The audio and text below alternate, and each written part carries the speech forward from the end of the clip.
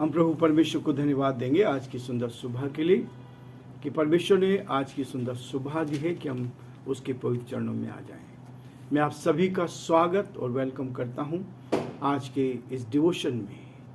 प्रभु आप सबको बहुत आशीष दे और प्रभु का हाथ आप पर और आपके पूरे परिवार पर रहे। Living Christian movement fellowship ministry की ओर से भी तहे दिल से आपको धन्यवाद कि आप हमारे साथ जुड़े हुए हैं, हमारी सहायता कर रहे हैं और उन भाई बहनों को जो बराबर हमारे साथ जुड़कर इस सेवकाई में सहयोग कर रहे हैं। हम धन्यवाद देते हैं मिस उज्ज्वला पॉल के लिए, उन्होंने जो सहयोग भेजा है। प्रभु आपको बहुत आशीष दे और प्रभु का हाथ आप पर और आपके परिवार पर बना रहे ताकि आप और अधिक प्रभु की महिमा करें, परमेश्वर के नाम को धन्य कह सकें। आज के दिन की शुरुआत हम प्रभु के इस वचन के साथ करना चाहते हैं। रोमियो उसका 8 अध्याय उसके 17 पद तक हम देख चुके हैं। आज हम उससे आगे बढ़ना चाहते हैं। 18, 19 और 20 पद को मैं आपके सामने पढ़ना। भविष्य में प्रकट होने वाली महिमा, आज का जो टाइटल यहाँ वचन में दिया गया है, भविष्य में प्रकट होने वाली महिमा। क्योंकि मैं समझता हूँ कि समय के दुख और क्लेश उस महिमा के सामने जो हम पर प्रकट होने वाली है कुछ भी नहीं, क्योंकि सृष्टि बड़ी आशा भरी दृष्टि से परमेश्वर के पुत्रों के प्रकट होने की बाट जो रही है। 20 पद, क्योंकि सृष्टि अपनी इच्छा से नहीं पर अधीन करने वाले की ओर से व्यर्थता के अधीन इस आशा से की गई है।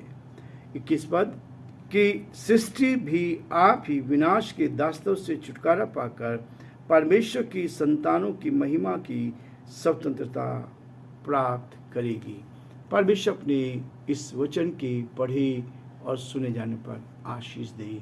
आमीन। हमारे जीवते और सच्चे विश्वास के योग्य परमेश्वर, हम आपको धन्यवाद देते हैं, आपकी स्तुति करते हैं आज की सुंदर सुबह के लिए।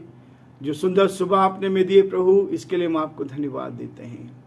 प्रार्थना विनती करते हैं प्रभु जी, आपके अनुग्रह की दृष्टि हम सब पर बनी रहे, आपका हाथ हम पर बना रहे पिता, ताकि हम आपकी महिमा को देख पाएं, आपके हाथ को देख पाएं, आपकी सामर्थ्य को, आपकी शक्ति को देख पाएं और सब बातों के द्वारा हे परमेश्वर आपके नाम को महिमा मिले। धन्यवाद हो आपके प्रेम के लिए, धन्यवाद हो आपकी सुरक्षा के लिए, धन्यवाद हो प्रभु कि आपने हमसे बेहद प्यार किया है।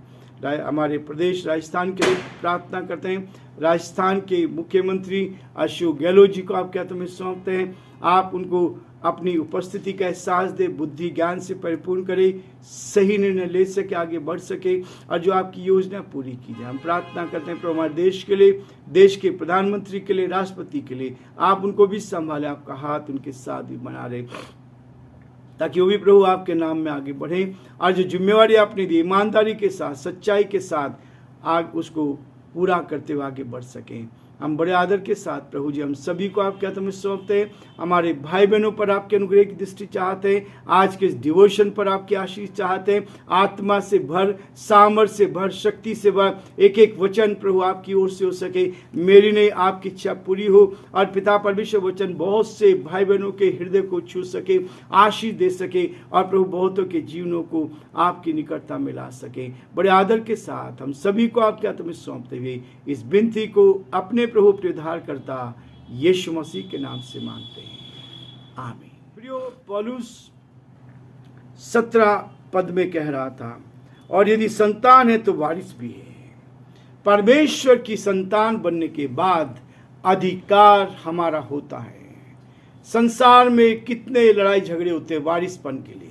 संसार में लोग कितना लालच करते हैं। संसार में लोग संपत्ति के लिए, वारिस होने के लिए कितनी बड़ी बात करते हैं। जो अधिकार दिया गया है उस अधिकार को लेना नहीं चाहते, करना कुछ नहीं चाहते, लेकिन वारिस बनना चाहते हैं। वो कहता है यहाँ कि जब हम उसके साथ दुख उठाएंगे तो उसके साथ महिमा पाएंगे। वारिस बनने के लिए तकलीफों में से होकर जाना पड़ता है, समस्याओं में से होकर जाना पड़ता है। लेकिन आज जो विषय है वो क्या है? भविष्य में प्रकट होने वाली महिमा।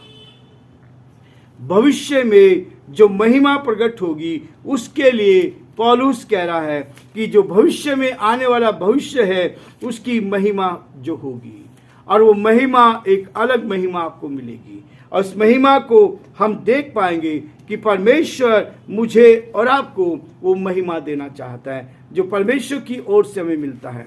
इस वचन के द्वारा पौलुस मुझे और आपको बताता है, कहता है, क्योंकि मैं समझता हूं कि इस समय के दुख और क्लेश उस महिमा के सामने जो हम पर प्रकट होने वाली है कुछ भी नहीं है। आज दुख में है, तकलीफ में है, परेशानी हो सकती है, समस्या हो सकती है। जो लोग परमेश्वर से प्यार करते हैं, जो लोग जीवन में सच्चाई का रास्ता लेकर चलना चाहते हैं, लोग उनको तंग तो करेंगे ही, लोग उनके विरोध में तो होंगे ही, लोग उनको आगे बढ़ने से रोकने की कोशिश करेंगे, उनको डायरेक्ट हिट करेंगे, उनको बराबर इस बात के लिए कोशिश करेंगे ताकि वो उस रास्ते से, जिस रास्ते पर वो चल रहे हैं, उससे वो हट जाएं। क्योंकि परमेश्वर का वचन कहता है, दूसरा तीमुथियुस का 3 अध्याय और उसके 12 पद में लिखा है, प्रियो, ये एक बहुत बड़ी बात है। कहता है, पर जितने मसीह यीशु में भक्ति के साथ जीवन बिताना चाहते हैं, हर एक को चॉइस है। यदि आप भक्ति का जीवन जीना चाहते हैं तो वे सब के सब सताए जाएंगे। यदि आप भक्ति का जीवन जिएंगे तो सताव आपके जीवन में आएगा। यदि आप भक्ति का जीवन नहीं जिएंगे, आप ईश्वर के साथ, परमात्मा के साथ, परमेश्वर के साथ सच्चाई का जीवन जीना चाहते हैं तो सताव संसार की ओर से आपके ऊपर आएगा। यदि आप सताव नहीं चाहते तो संसार के साथ समझौता कर लीजिए, संसार के साथ आपका समझौता होगा। लेकिन भविष्य में जो आपके लिए ठहराया गया है वो नरक ठहराया गया है।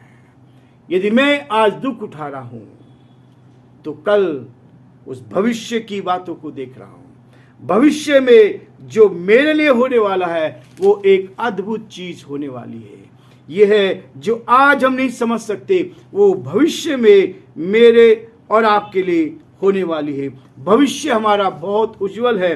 भविष्य में परमेश्वर मेरे और आपके लिए बहुत बड़ा काम करने जा रहा है, और ये ऐसा काम है जो वास्तव में परमेश्वर की ओर से हमारे लिए जो ठहराया गया है ताकि हम उसकी महिमा को देखें।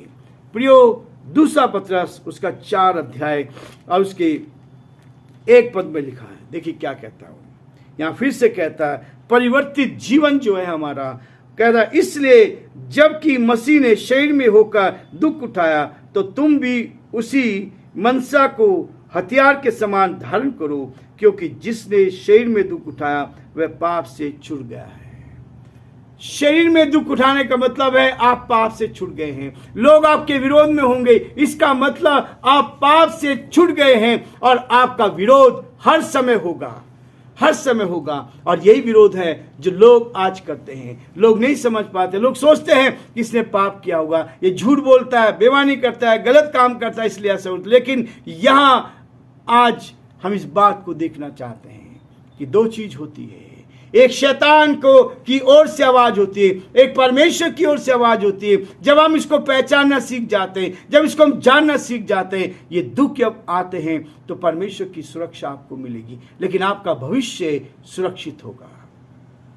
लोग अपना भविष्य सुरक्षित करना चाहते हैं। आज वर्तमान में हमारे सामने समस्या हो सकती है, लेकिन हमारा भविष्य सुरक्षित है, हमारा फ्यूचर जो है वो सुरक्षित है। हम प्रभु के साथ उस आनंद को मनाएंगे। इसलिए प्रियो, परमेश्वर का वचन कहता है, यदि आज हम इस दुख को उठा रहे हैं, आज यदि दुख है, क्योंकि मैं समझता हूं इस समय के दुख और क्लेश उस महिमा के सामने जो हम पर प्रकट होने वाली कुछ नहीं है।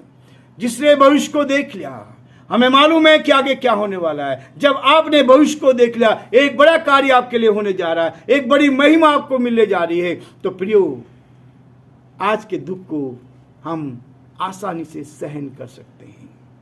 रोमियो में आगे हम देखेंगे 12 अध्याय 12 पद में कहता है, आशा में आनंदित रहो और क्लेश में स्थिर रहो, प्रार्थना में निरंतर लगे रहो। प्रियो, आज हम ये रुकना चाहेंगे।